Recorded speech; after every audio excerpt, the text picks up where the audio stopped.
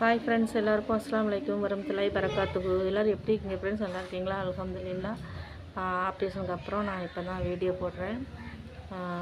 Video போடவே இல்லை ஒரு வாரமாக. கீழே ஒரே சவுண்டாக இருக்குன்னு தான் நான் மேலே வந்தேன். இப்போ மேலே வந்துட்டு எனக்கு ஒரே சவுண்டாக தான் இருக்குது. வீட்டில் ஆட்களாக இருக்காங்க என்னை பார்க்குறதுக்கு. வந்தாங்க எல்லோரும். வெள்ளிக்கிழமை அன்னைக்கு ஆப்ரேஷன் பண்ணினாங்க. பண்ணிவிட்டு நைட்டே ஒரு சாயங்காலம் ஒரு 5 மணிக்கெலாம் அங்கேருந்து போயிட்டேன். அப்புறமா நைட்டு ஒரு 11 மணிக்கெலாம் பண்ணிவிட்டு அனுப்பிட்டாங்க. அனுப்பிட்டு வீட்டுக்கு வந்துட்டேன். வீட்டுக்கு வந்துட்டு மாத்திரை ஊசிலாம் பக்கத்தில் போட்டுக்கோங்க சொல்லி எழுதி தந்தாங்க. அதுபடி புண்ணு ஆறதுக்காக, ஏன்னா சுகர் இருக்குல்ல, அதனால் புண்ணு ஆறணுமா, அதனால் ஊசி மருந்து எழுதிருந்தாங்க. நாங்கள் பக்கத்துலேயே போட்டுக்கிட்டோம். பரவாயில்ல, இப்போ எவ்வளவோ பரவாயில்ல. என் மகா தான் பார்த்துட்ருக்கு. மகளும் மருமகன்னா மைனி மகா, வீட்டுக்காரங்களோட தங்கச்சி மகா, நல்லபடியாக பார்த்துக்கிட்டுங்க. ரெண்டு பேரும் சேர்ந்து என்னை பார்த்துக்கிட்டாங்க. சின்ன பிள்ளைன்னு பார்த்தா நல்லாவே பார்த்துக்கிட்டாவோ 2 பேரும். சில பேர் சொன்னாங்க சுகர் இருக்கிறனால மறுப்பு ஊசியும் போட மாட்டாங்க, மயக்க ஊசியும் போட மாட்டாங்க அப்படின்னு சொல்லி சொன்னாங்க. கொஞ்சம் பயமாக இருந்துச்சு இப்போது ஆப்ரேஷன் பண்ணதுக்கு. ஆனால் பரவாயில்ல, மயக்க ஊசி போடல, மறுப்பு ஊசி போட்டு தான் பண்ணினாங்க.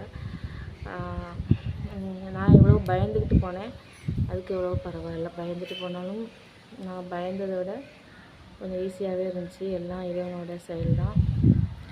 யாருக்குமே நோய் நொடி இல்லாமல் வாழணும், அதுதான் பெரிய ஒரு விஷயம். நான் பெருசு நீ பெருசுங்காங்க. நோய் நொடி இல்லாமல் வாழணுங்கிறத யாருமே நினைக்க மாட்டேங்காங்க உலகத்தில்.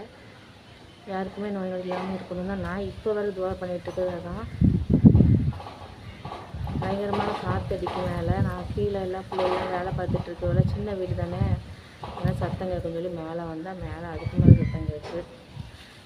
ஃப்ரெண்ட்ஸ், இன்றைக்கி காலையில் எங்கள் வீட்டில் என்ன சாப்பாடுனா, இன்றைக்கி காலையில் எங்கள் வீட்டில் வந்து கடையில் தான் வாங்கணும் இட்லி. மத்தியானம் வந்து மீன் குழம்பு பிள்ளைங்க வைக்காங்க. சீலாத் மீன் குழம்பு வச்சு, சாலை மீன் வச்சு அதை வாங்கி பொரிக்க போகிறாங்க. பரவாயில்ல, பிள்ளைங்க நல்லா பார்த்துக்கிட்டாங்க. எவ்வளோ தான் இருந்தாலும் நமக்கு ஒரு பெரியாள் வீட்டில் இருந்த மாதிரி இருக்காது. எங்கள் வீட்டில் பெரியாள் எல்லாருமே போய் சேர்ந்தாச்சு இறைவனிடம். பெரியவங்க இருக்கிறவங்க பெரிய பாக்கியசாலி. எல்லோரும் கொடுத்து வச்சுருக்கணும் அந்த மாதிரி ஒரு வாழ்க்கை கிடைக்கிறதுக்கு. சில பேர் பெரியவங்க இருந்தால் ரொம்ப கஷ்டமாக நினைக்கிறாங்க.